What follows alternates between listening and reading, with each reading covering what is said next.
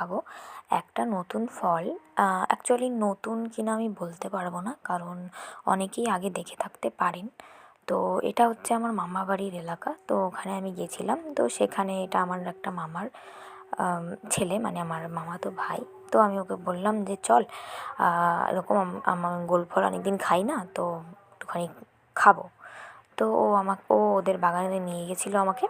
তো সেখানে কেটে কেটে দেখাচ্ছিল। তো আগের যে গোল ফলটা দেখলেন, ওটা মানে খাওয়া যাবে না, ওটা অনেকটা শক্ত হয়ে গেছে।